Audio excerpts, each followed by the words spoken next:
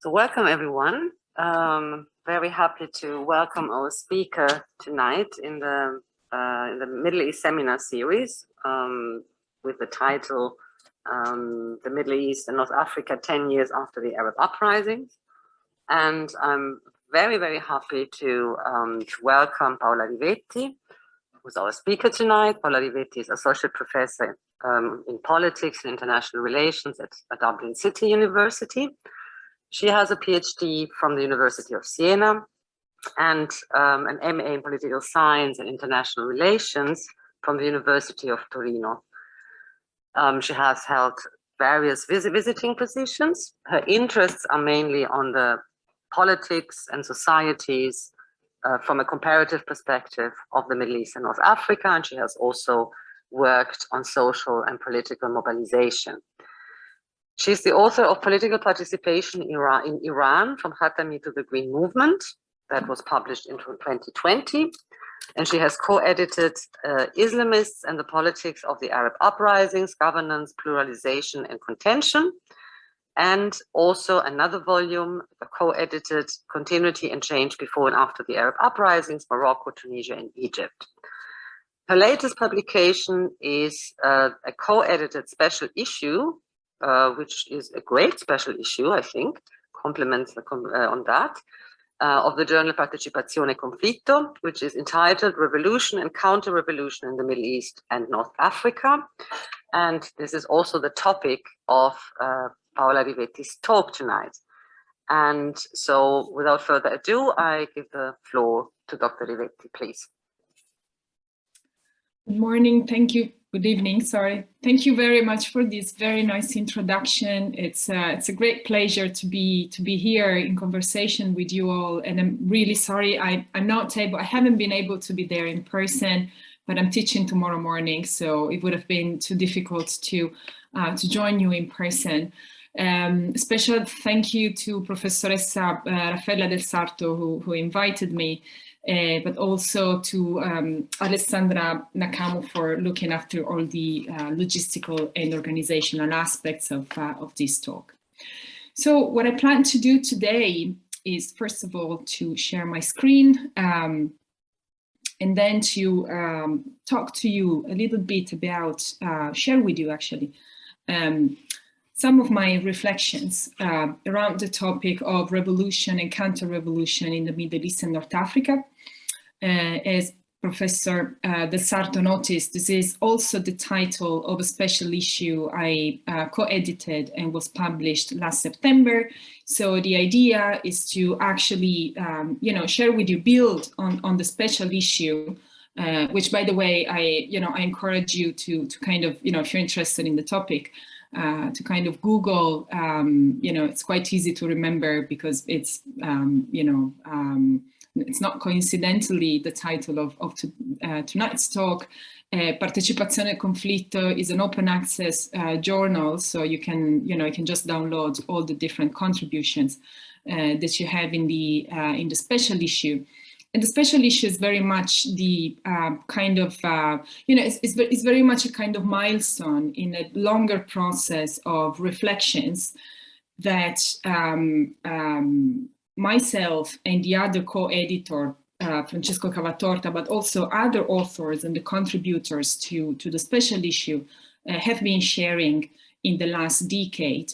And what I would like to do tonight is to kind of build on that, on that special issue, but at the same time also, in a way trying to go beyond it and share with you some of the ongoing reflection that are still, in my mind, and I'm still working through, if you want, while observing, politics in the Middle East and North Africa, but also while teaching politics of the Middle East and North Africa, which is a very important activity, which I think is really an integral part of, of our reflection when it comes to, to this topic. So I would mostly talk around two topics, which very much are, are really close to my heart. So the first topic is the formation and the, always changing, actually, formation of anti-revolutionary and revolutionary fronts in the region. And the other topic is social movements and what is agitating in, societies across the region. So if you want, there will be two main questions that I would like to hopefully discuss with you, and hopefully explore to a greater extent with you all. So the first one is about this, it's about the formation and the changing composition of revolutionary and counter-revolutionary or anti-revolutionary fronts in the region. So I understand the uprisings here is a sort of recompositional machine, which is a quite, I understand it's quite kind of, unfamiliar expression that comes from Stephen Shukaitis, who's a colleague who works on a very different topic. He's a sociologist of work. So it's a totally different topic. It's discipline. It's totally different area of work as well. But Shukaitis, in his work on precarity and precariousness in immaterial industries, knowledge-based economies. So he's been working on precarious workers in fields and industries such as the editorial industry or academia as well. And what he says about precarity is that precarity is this, condition which is of course defined by uncertainty, and because it is such an uncertain situation, then precarity goes well beyond, your employment. Well beyond describing your employment status to kind of, cover and kind of influence the totality of your life. So he talks about life precarity. Precarity is a living condition, right? Which kind of covers different aspects of your life beyond your contract and your day-to-day job. So in this sense, he sees precarity as a condition which is defined by several and various elements. And what he says is that on the one side, this is because it is so, so uncertain. So it's a condition that actually is, is disempowering in a way. But on the other side, because it is a condition that is defined by so many different elements, then precarity could become, is a condition that actually empowers precarious workers to recompose, to reconnect all the different elements that define their condition. So I see the uprisings as as a revolutionary phase, as a phase of uncertainty indeed, which has worked very much in a similar way when it comes to how the different states and how different actors, not necessarily state actors, there can be also non-state actors, have decided to deal with, with this uncertainty and have decided to position themselves vis-a-vis this uncertainty. Sometimes siding with, with revolutionaries and those actors actually demanding change, and sometimes, siding on the other side. And to me, it's very interesting to look at, in this specific case, to the role of Iran, not only because I am interested, I have, a long-standing interest in the politics of the Islamic Republic of Iran, but specifically because in Iran, in the case of Iran, what you see is this kind of contradiction between what the image that Iran wants to project of itself as a revolutionary state on the one side, but on the other side, siding with, or being part of the counter-revolutionary front. But we will talk more about this. And very similarly, I'm interested in how the middle classes, so a non-state actor, actually, if you want a sub-state actor, how the middle classes across the region have been positioning themselves in this situation of uncertainty often siding with counter-revolutionary forces. And, other colleagues and scholars have written about this, just to name a couple of them, Jamie Ellison, Brecht Desmecht, but also when it comes to Tunisia, the well-known politician and Tunisian intellectual Yad Ben Ashur has exactly, has talked about Tunisian middle class as this, this counter-revolutionary force. But we will go more into the detail of this. Sorry. Yeah. So this is the first question, I'm interested in. While the second question is, is connected, but is kind of wants to go perhaps more into the, the depth of discussing revolutionary and counter-revolutionary politics in the region. And the second question is very much connected to the realization, if you want, that revolutionary processes are very different from revolutionary outcomes. So this is something that, very famous and well-established scholars, such as, for instance, Charles Tilly, who, as you know, is a kind of very big name in social movement study, have said that there's a very it's two very distinct.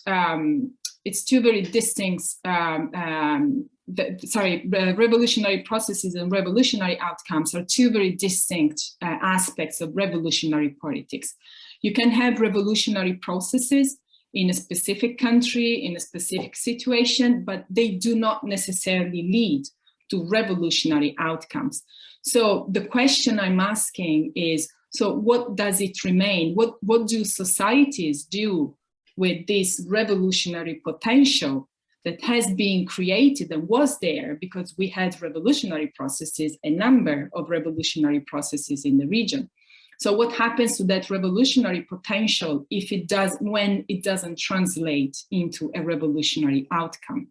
And this is actually also something that, scholars such as Mona El-Gobashi or Walter Ambrast, have not really worked on, but have kind of talked about in their books. And I'm thinking in particular to the latest books by Mona El-Gobashi, Bread and Freedom, and Ambrose, Martyrs and Tricksters, where exactly they look at Egypt. They look at what they call the revolutionary situation in Egypt and kind of try to understand who are the actors that have played a role in that specific revolutionary process or revolutionary situation, and how some became hegemonic and were able to lead that process while others lost out in the context of that process.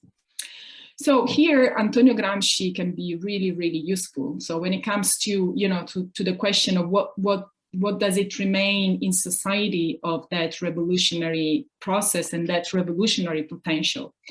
So in Antonio Gramsci can be really, really useful here, because Antonio Gramsci was talking about fragmented sovereignty and molecular transformation. So fragmented state sovereignty, of course, is what we have, is a specific situation that we have in revolutionary processes where, in societies, you have some forms of, if you want, cracks, and that's within those cracks, that within those spaces, that's within the crisis of state sovereignty, that we do have something that is called, that Gramsci called molecular transformations, which are very, very small. It's most of the time difficult to kind of capture them, to see them, and to analyze them. But it's very small experiments that people in civil society have of building an alternative sovereignty. That sovereignty might not become hegemonic, so might not lead to a revolutionary outcome, but those, and that's why they are molecular, so they are very small, but those molecular transformations tell us a lot about, you know, the cracks and the crisis of state sovereignty. And there's a very good article by Alessandra Marchi on this topic. It's titled Molecular Transformation and something, sorry, apologies, I don't remember the full title, but it's you know, she's precisely looking at this phenomenon. So the question is really, what does it remain in society? What, you know, what social movements do with, you know, with this potential, with this revolutionary potential and potentiality that revolutionary processes kind of lingers in society.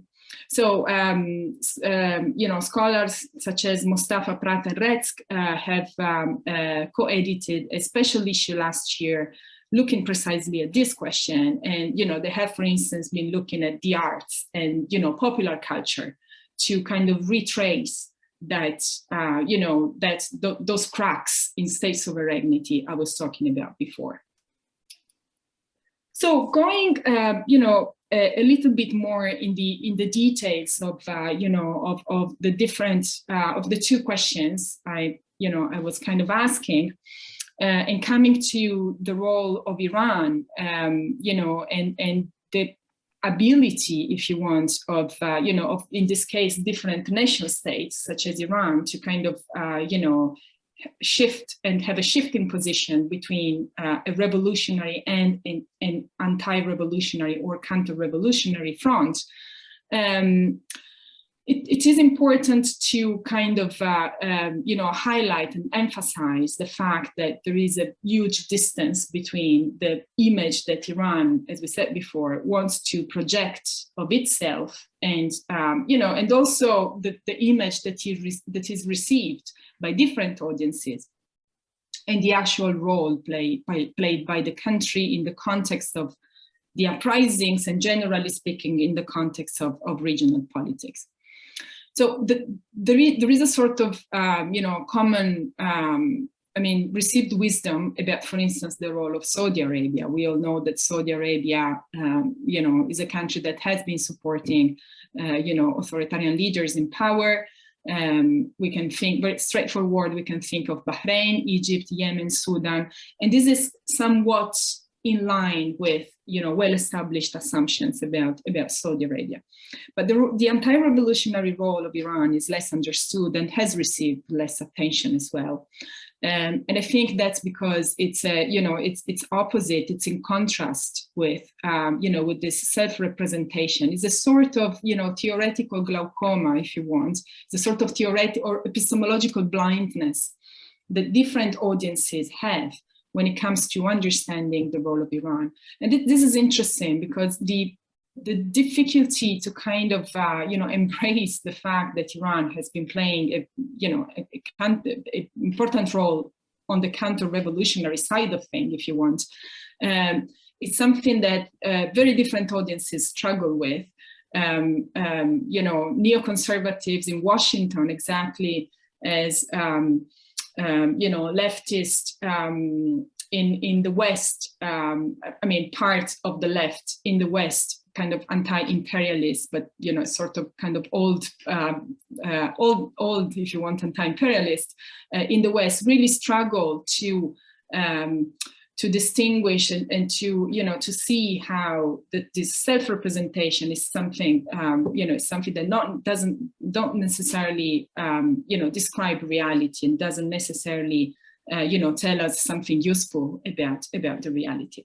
So Danny Postel has written about this, and he uses this idea, this expression or notion, perhaps, of zombie category. He borrows it from the very famous German sociologist Ulrich Beck, sorry. And zombie category are those analytical categories that, you know, are dead. I mean, they're not really telling us anything useful about reality, but yet are difficult to die. They are zombies, right? They are difficult to die, and a lot of people, a lot of different audiences, whether academic or non-academic, find it difficult to let these categories go. Okay. So where Iran played this anti-revolutionary role is kind of quite, it's quite obvious if we know where to look. The so-called October Revolution in Lebanon, but also the concomitant protest movements in Iraq, in 2019, the occupation of Tahrir Square and so forth and so on, are two very good examples of how Iran has supported, in the case of Lebanon, for instance, has supported counter-revolutionary forces within Lebanon, notably Hezbollah, or has, not only supported I'm thinking of Iraq here, not only has supported indirectly, the government of Iraq and the repression of activists and protesters in Iraq, but also has, as we know, militarily intervened in the country, having a very strong influence, a very direct and very strong influence. And then, if you think in 2019, Qasem Soleimani was still alive, and he was, if you want, the Iranian man in Baghdad, if you want to put it that way. But a very similar role has also been played by Iran in the case of Syria, especially in the first, in the first period, in the first phases of the Syrian revolution, when, the revolution was not yet, the international and very complicated conflict that we know, that we see today. So the lesson here, of course, is to go beyond well-established, assumptions and binary, to kind of being able to embrace and to kind of, see all these different nuances. And we have, I think it's really important that we do that, not only when it comes to nation states, but also when it comes to sub-nation or non-state actors. I'm talking here about the role of the middle class as a counter-revolutionary actor.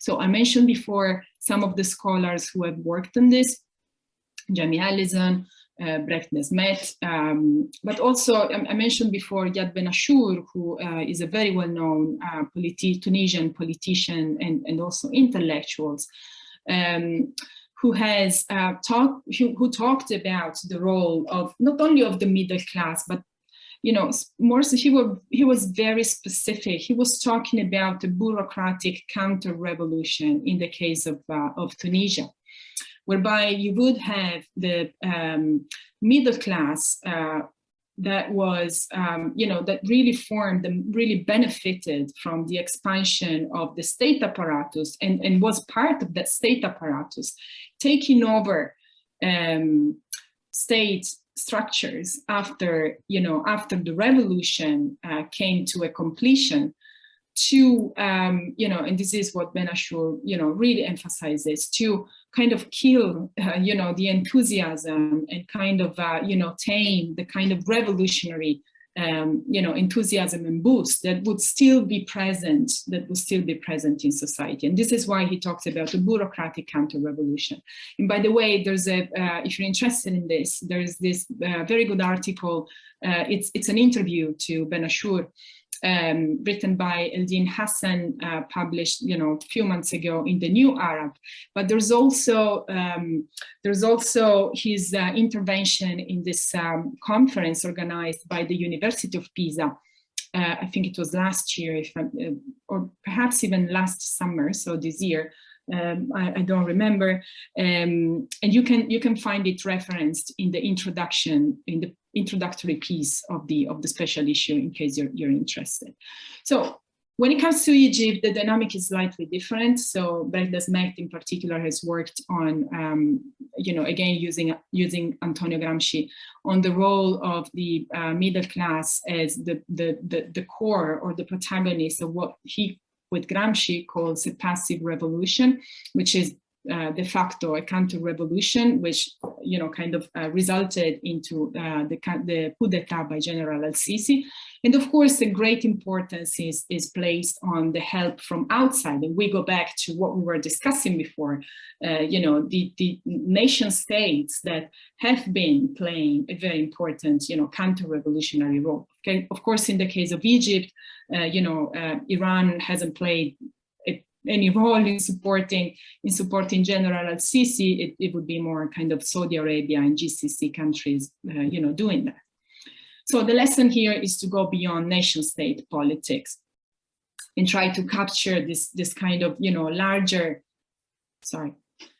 go beyond nation-state politics and trying to capture this, kind of transnational non-state, the perspective of and the work of transnational non-state actors, such as, social classes. So coming to the last question, as I mentioned before, I'm really interested in this question of what remains for social movements. And I think this is really an important question, especially, 10 years after, today, basically, because there's so much that has remained in societies, and there's so much that has there's a very thick historical legacy that the uprisings have left behind. So the question of what remains for social movement is really an urgent and pressing one. So as I mentioned before, you would have scholars that have looked into arts and culture and popular culture to try to to answer this question. What I'm interested in is actually global politics, is how this thick political legacy of the uprisings is actually in dialogue with global frameworks of protests and global kind of social movements. And this is, I think, really important because the uprisings, I mean, there has been a lot written about, the uprisings and the kind of global reach of the so-called Arab Spring, and how, the occupation of Tahrir Square in Egypt or Kasbah in Tunis was actually of inspiration for the occupying movements in the West. So there has been a lot, written about these different resonances, which I think are really important. And I think it's really important to emphasize that. But I think the uprisings were not only resonating with global frameworks, they were actually organically linked to global structures. We will not be able to understand, for instance, the long-standing struggle against, I'm giving you an example, long-standing struggle against the construction of, the biggest silver mine in Africa, in the African continent, and the struggle has been taking place, for many years in southern Morocco. And the struggle was against the company that was, that had the mandate to build this silver mine, because access to water was jeopardized for the population and the communities living on on that same territory.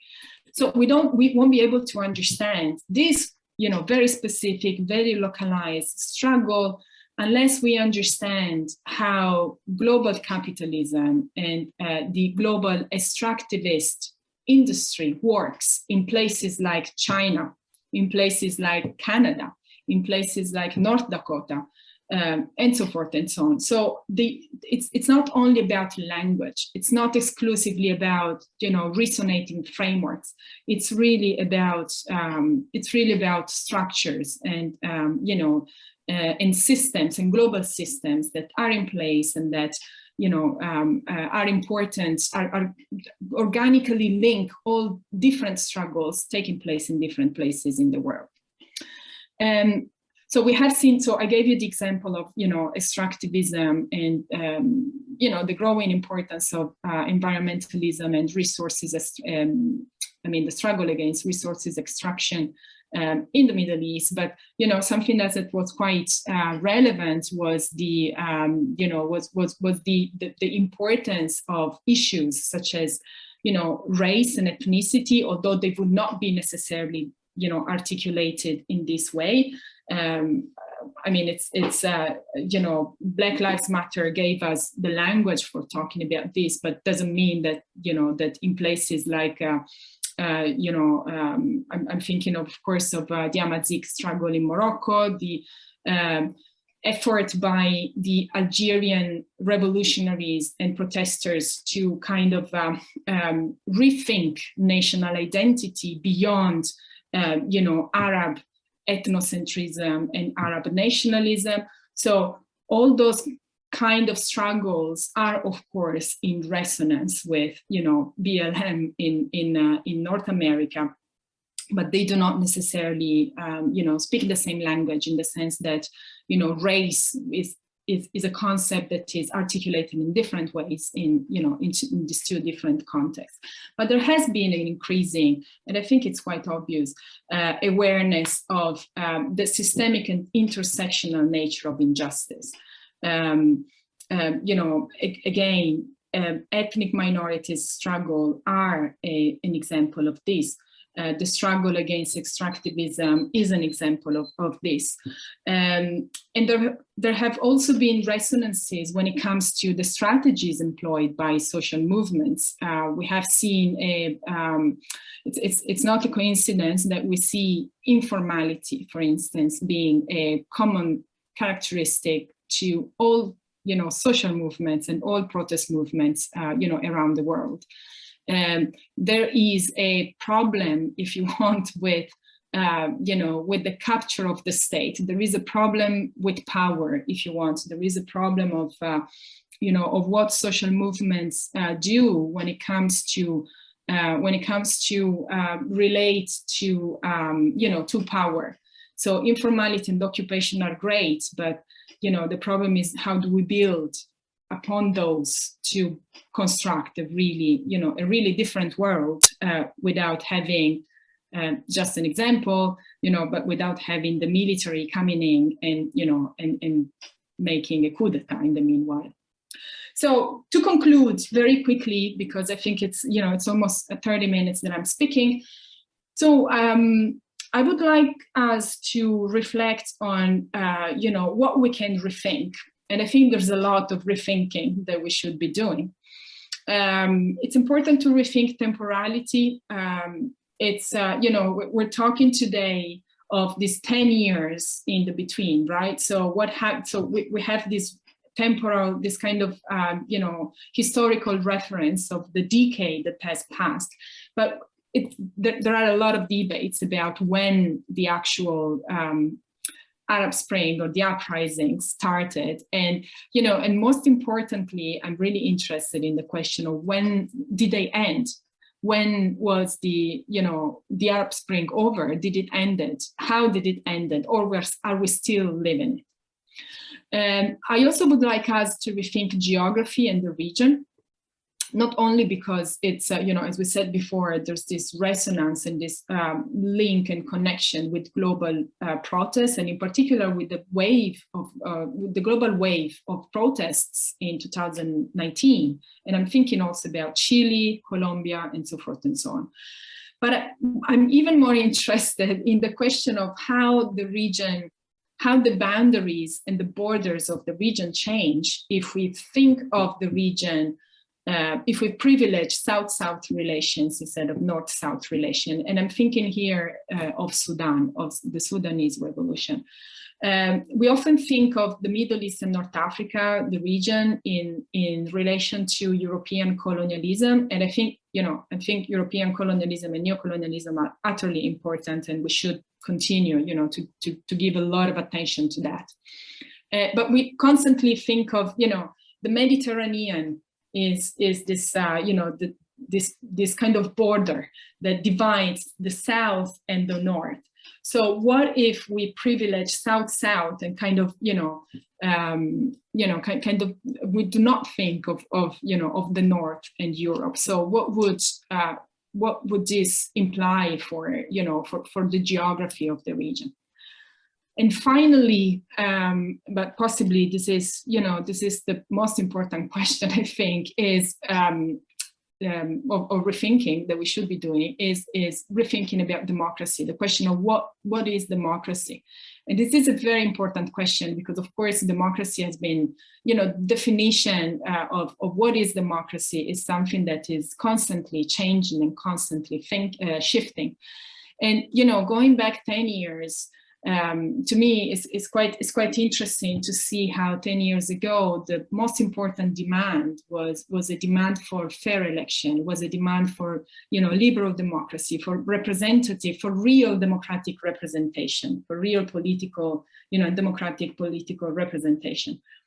Today, the demands are very different, and democracy is not understood as with this emphasis or with this emphasis on procedures, on elections, on political representation. But it seems to me that there's a different understanding, again, more intersectional, if you want, understanding of democracy that actually implies notions and policies such as wealth redistribution, taxation for the richest, progressive taxation, and social justice. So I want to stop here, and I very much look forward to to discuss this with you.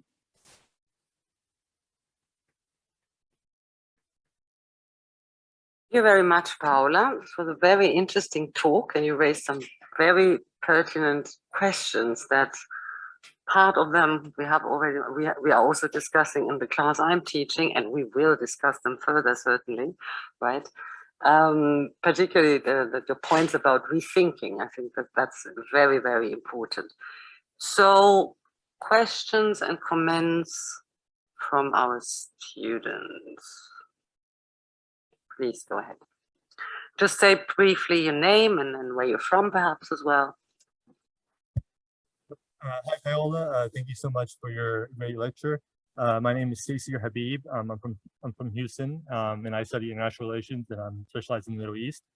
So I like, first of all, how your lecture kind of transcended this traditional framework of looking at the region in terms of the sectarian proxy wars between Saudi Arabia and Iran, and showing how there's actually another paradigm where you have the population versus both Saudi and Iranian backed governments, and they themselves being kind of this force of maintaining the authoritarian status quo in the region. So my question has to do, you kind of touched on this a little bit, just the differences between the 2011 uprisings and the 2019 uprisings in terms of any significant differences in terms of the social movements, how they acted, and also how the anti-revolutionary kind of actors also acted in 2019 versus 2011. Just quickly, sorry, there is an echo when he speaks, right? Is there anything we can do about that? No? Perhaps then in the next questions, talk slower so that the others can understand. Okay. Do you want me to answer now or yes? Okay. Thank you very much for your question. And thanks very much for for appreciating the kind of the attempt at going beyond sectarianism. Although I think it's I totally agree. It's very important that we kind of refreshen, if you want, our our way of looking at things. Although of course, I mean, it's not like everything is. I don't think that the rivalry between Saudi Arabia and Iran, and or what has happened today in Beirut, for instance. I have seen some articles, even from very reputable media, kind of reproposing the framework of sectarianism because of the dynamic of the old, of the old attack and gunshots and protests and of course the linked to the dynamic of the process, of the judiciary process going on. Although I think, as I was saying, I mean, I totally agree, we have to go beyond that, but I think it is important, not in the sense that it explains actual political processes, but in the sense that, again, it is a lens that is or an interpretation, a way of reading politics that tells us a lot about, about how we think about politics, how we understand politics, and also tells us, I think, a lot about, policy agendas as well. So what are the differences between 2011 and 2019? I think there are many differences. I think there's a difference, there are strategical differences that social movements have been, strategies that social movements have been adopting and putting in place. There are differences in the way in which the states react to protest movements. And I think this is really important, because it's, we often say that, protesters, learn from each other. There's this very famous article, you probably have it on the reading list for the module, but for some modules, but there's this article which is titled something along the lines of not only protesters learn from each other and kind of borrow and take mutuate mobilization strategies from each other, but the same do authoritarian leaders as well. And again, in the case of Iran, this has been really important, because Iran has, has really been, has really been fundamental in kind of feeding counter-revolutionary strategies to the Assad regime. Iran having had the experience of repressing the so-called Green Movement in 2009, so just a couple of years before, before the 2011 uprisings started. In terms of the, what I'm really interested in is the fact that I think there's a real change in the way in which people understand, and I know I'm universalizing here, generalizing here a bit, but in the way in which people understand their, the core of their demands. I think the uprisings have really marked a turning point in this sense, a turning point that has given birth or has boosted, a much more radical, if you want, understanding of democracy in the West as well. Whereby, the inconsistencies of, liberal democracy or the inconsistency between, a procedural and kind of formal understanding of democracy on the one side, and on the other side, the persistence of,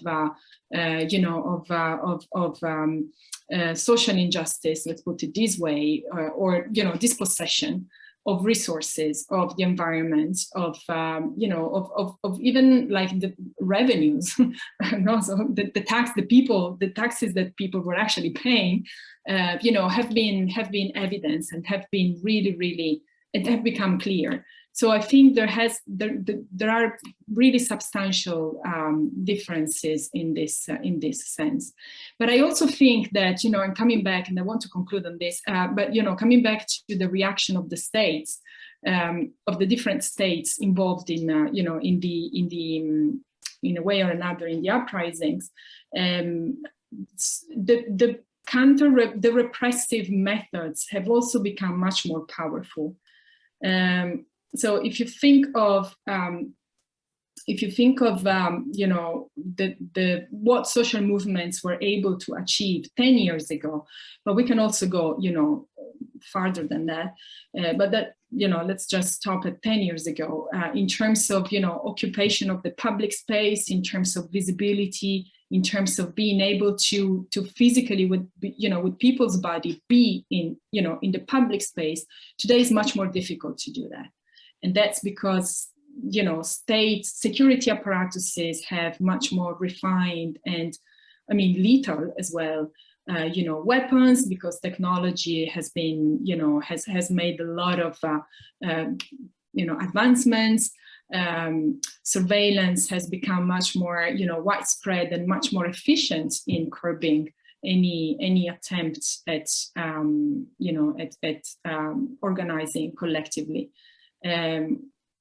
So I don't think, I don't think I'm not particularly optimistic in the sense of, seeing a lot of spaces for new social movement, or for old social movements, kind of renewed, to take over the public space and take over, in that sense, capturing the state and take over politics and power.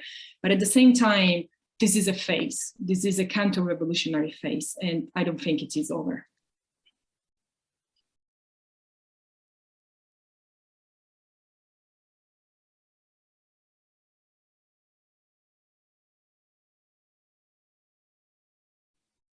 I can't hear you. Okay, all right. I have a question then about, I was interested in the question that you posed about this difference between revolutionary processes and outcomes, and how it might help maybe to think about Iran, because when we think about Iran as an American, it's always hardliners versus reformers, and then we try to graft on like liberals versus conservatives or something. And instead, maybe understanding the difference that happens in Iran, like I'm thinking in particular before COVID, when the regime cut the oil subsidies, you saw this kind of mass mobilizations, and they were actually using sort of moral economy, let's say, of the Islamic Revolution against the regime itself, right? And so, I don't know, the analogy that I use, and it's probably a very bad one, maybe, is it's a sort of like Trotskyist critique and posture towards the state, right? That it's the revolution betrayed, right? And so it's not that they're these liberal reformers, but they're actually, it's a different dynamic. And I'm just curious if you could shed light on that dynamic. Yeah, with great pleasure, because this is something I'm really interested in. Yeah, so you're very right. And this is actually, this idea that the fact that people are using the actual state ideology to kind of show in the face of the state how hypocritical and how the revolution being betrayed is a constant pattern in the history of the Islamic Republic. I think for a couple of reasons. The first one is that it's effective. Not in the sense that it actually gives, it actually kind of obliges the regime to, to change policy or, to come to terms with dissent. That might not happen, but it's very effective because it makes sense to a lot of people and resonates with a lot of people. And the other reason is that there are not many ideological frames that you can actually use in Iran for making a point and for kind of, going public, if you want, with your critiques. Not because people wouldn't be familiar with, all the different types of ideologies we can think of right now, but because it's more dangerous. So remaining within the boundaries of of the state, of the very state discourse is a very safe and kind of more effective way of criticizing the state. And yeah, and I mean, as I said, this is something we have been seeing in many different historical context and periods of of the history of the Islamic Republic since the revolution. You were mentioning conservatives versus reformists. The reformists were actually doing the same to to kind of boost their own agenda. So on the one side, they were criticizing the way in which, so I'm thinking of the reformists like from 20 years ago. So actually the people kind of I've written my book about. So Khatami and so say the reformist movement in power between the late 90s and 2009, when Ahmadinejad was was elected for the second time. We had the Green Movement, and then I think a different phase started in the history of the Islamic Republic. But during those years, the reformists capitalized on that very discourse, on the ability on the one side to represent themselves and project themselves as the real principled revolutionaries, and on the other side, advancing the proposition and the idea that the Islamic Republic needed reforms. The Islamic Republic as a state needed to be reformed in order to, to become more democratic and to allow a kind of fairer distribution of power, between institutions. And, that's what they failed at, because they didn't achieve that. They didn't achieve that actually because this navigating this space on the one side of kind of trying to build up your credibility as a man, or I would like to say a woman, but in the case of Iran is a man of the state on the one side, and on the other side, also building up your credibility as somebody who wants to deeply change the space. Navigating this this contradiction is not easy. And and reformists, were not able to do that. So eventually they became really scared of of being seen as too much anti-state, if you want to put it that way, and therefore we're not brave enough to actually give implementation, and to actually politically push for reforms. And and we can see that, like, it's I'm not even sure that you would have a reformist front in Iran anymore. A lot of early reformists would tell you that reformism doesn't exist anymore in the country, because it has completely lost the kind of the kind of aspiration and strength and idealism even for changing things, and totally aligned with a safer and much less inspiring political line of of being pro-regime. But thank you for the question.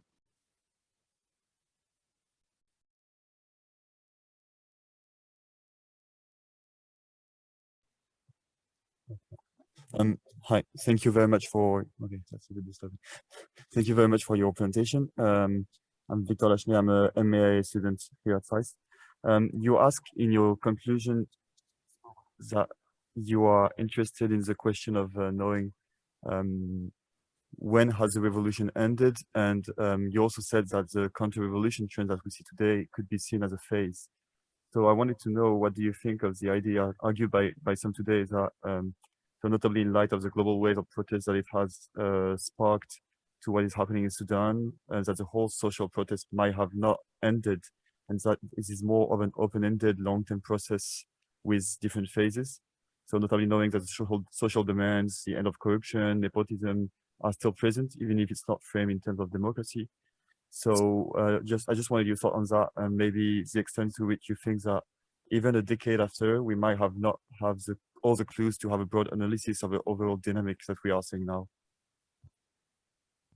I just may quickly intervene. I think that for us, it was very difficult, for us in the audience here, it was very difficult to understand the question, but I guess that probably tech-wise, I think that Paola did understand the question much better. So probably, could you just quickly summarize the question? Because I think it was for us very difficult to follow. We have a little bit of a, a feedback of a loop when the questions come from the audience.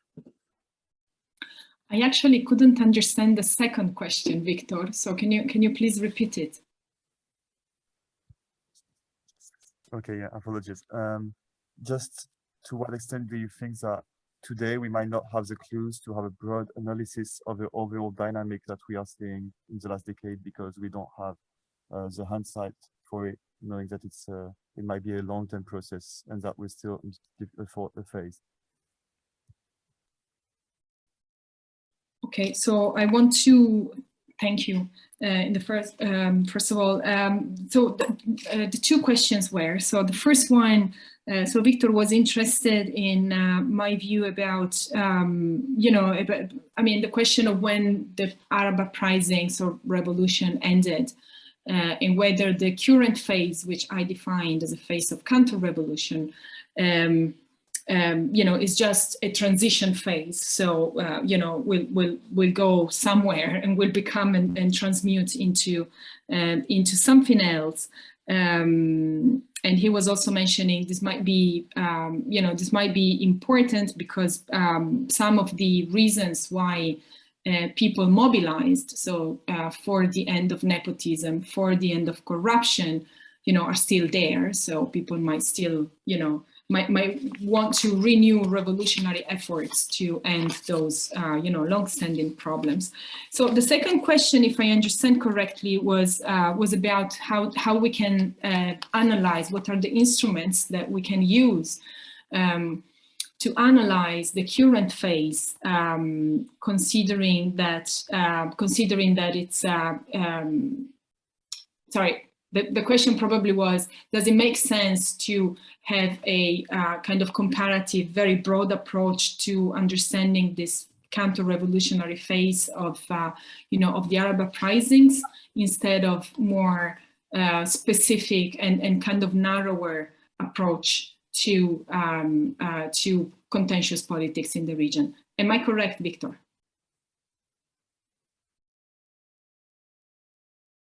Yes. Okay, great. So on the first question, I do agree. I do agree with all the scholars, you know, who talk about an open-ended process. You know, you would have many from Gilbert Achcar to all the, you know, the collective, or, you know, the scholars who are part of, you know, the Jadalia website, or at least are part of that network. You know, they all agree on the fact that this is an open-ended process, and I do agree with them. So, but I would like to add a couple of things about, you know, about nepotism and corruption. Nepotism and corruption are, it's true, are long-standing problems, but at the same time are, you know, are just, this is my opinion, are phenomena that just go along with society. So it's not like in the US, you know, you don't have nepotism or corruption. So these are, you know, these are issues, if you want, that, you know, are present across different, you know, societies, regime types, political systems in the world.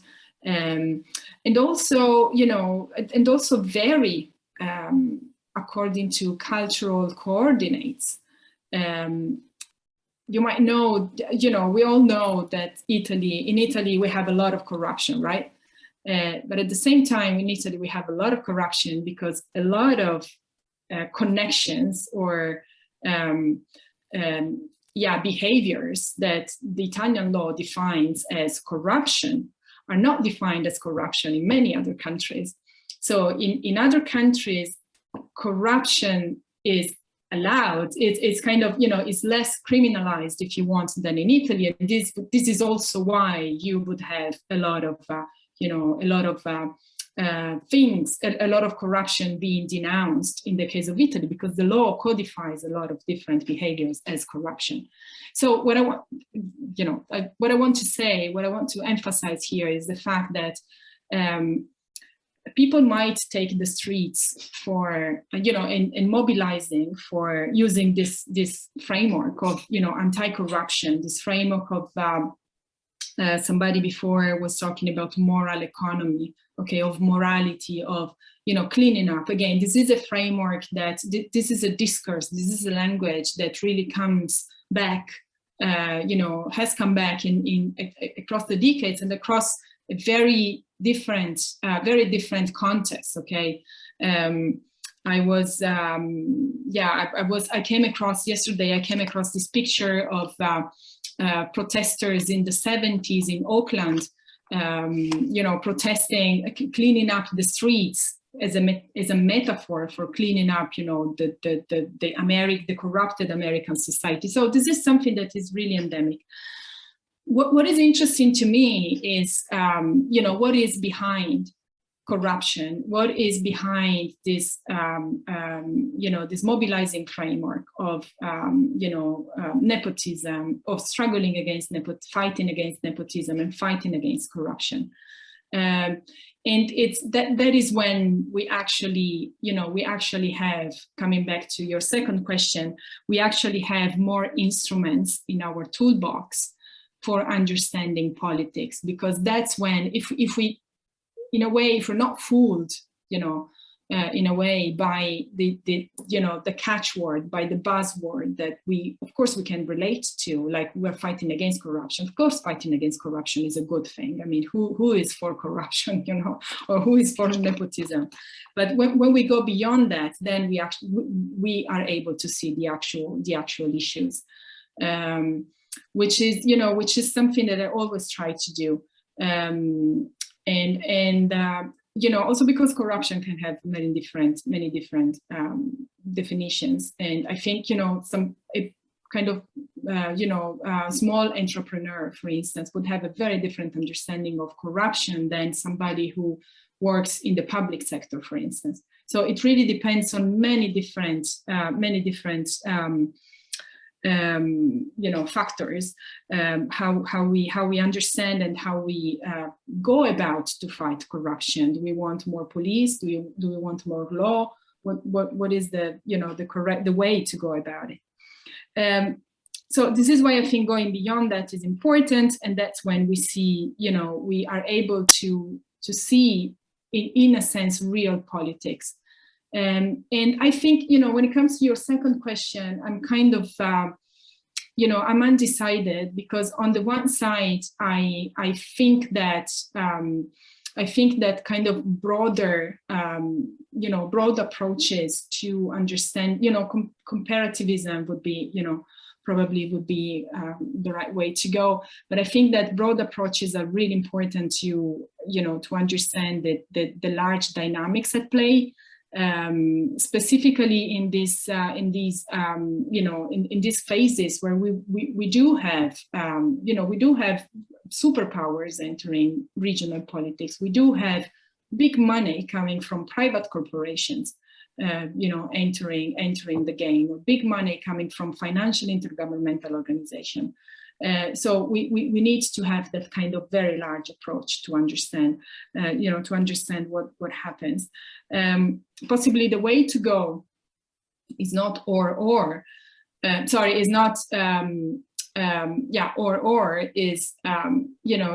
is looking at something really narrow in order to draw lessons to understand, something that is much more general and much more, broad as a political, economic, cultural, social phenomenon, whatever you have. I will just abuse my position as chair to ask probably the last question, unless there is something. Okay. So I'll ask one, and then okay. My question was really about going back to the bigger picture. When you're talking about revolutionary and counter-revolutionary forces, are there different types of counter-revolutionary forces? Because I mean, you talked about Iran, and you said that it's a bit counterintuitive in a way, right? It's not what it does not correspond to what the country projects of itself, and very often it's, in some audiences, that's also not what is actually how it is perceived. And I was also thinking about Hezbollah, for example. I mean, it is a counter-revolutionary force, but of a special kind in a way, right? And I was just wondering whether you make any distinction between different types of revolutionary and counter-revolutionary forces. That would be my first question. I have actually a second one, but I will give, perhaps we take another question and then you can answer. That will be then, we will then wrap up the session, right? Okay.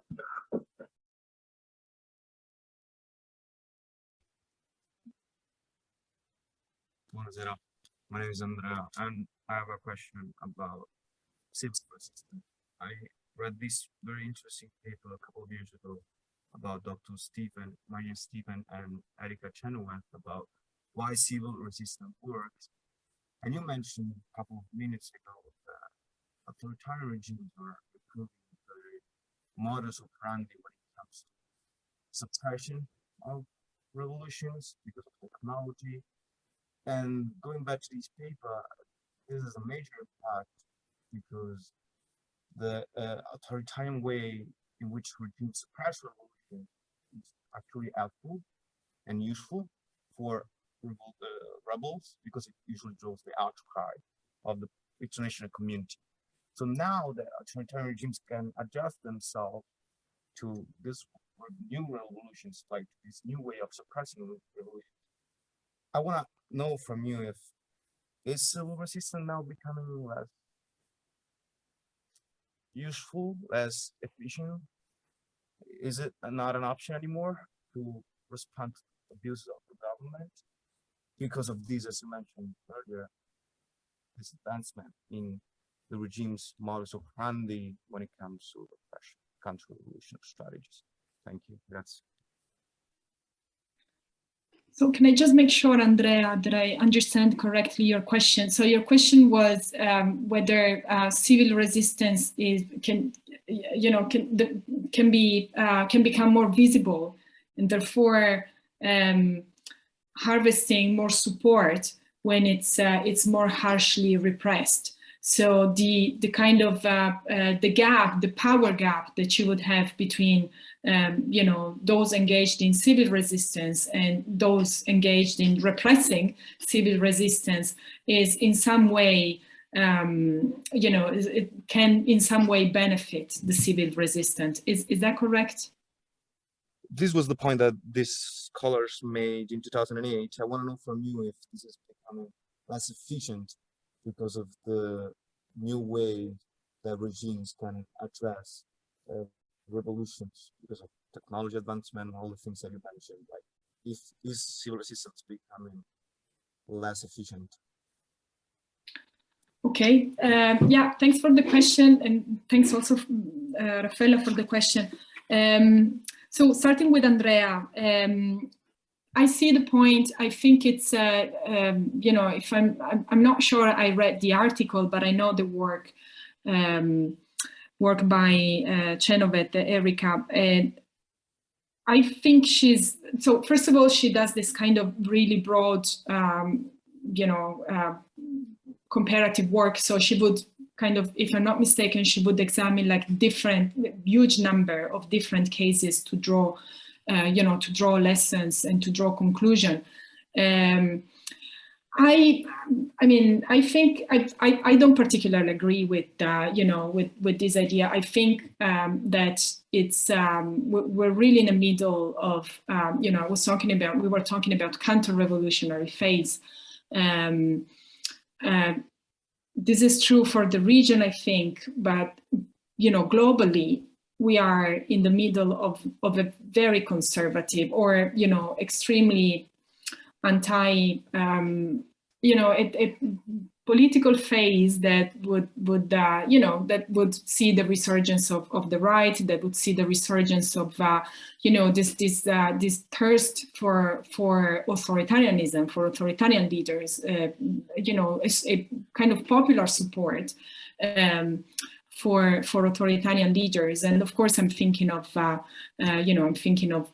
leaders such as Trump, of course, but also Putin and others. So I think we are, this kind of, I'm not sure we can define it counter-revolutionary global phase, because, it's not like we had any revolution or any attempt or even any mass protest, for instance, in Western, in Western Europe.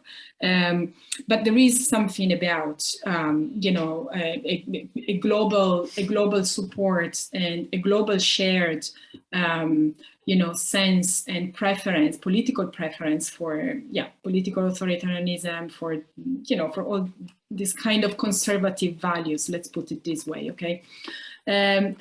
And I think this is really important. I'm saying this because I think this is the game changer. This is what is what makes me disagree, if you want, with with the proposition of the article, because for social movements to capitalize on the repression they suffer from, so to in terms of visibility, in terms of external support, in all these terms, then you need somebody, you need somebody to pay attention. You need somebody to be ready to be sympathetic and ready to empathize with you, ready to think that that no matter what, for instance, human rights ought to be respected. So even if and I'm thinking, I can't help it but thinking of Giulio Regeni murder here.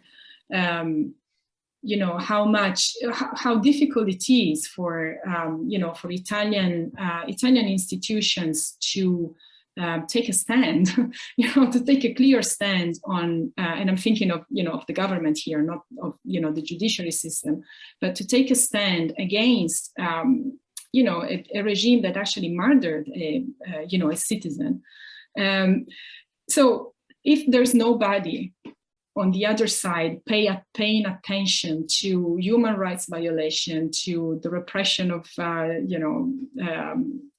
peaceful protesters, and so forth and so on, it's very difficult to capitalize on on the power gap, on the increasing and widening power gap between protesters and states that repress protesters. So I'm not very hopeful.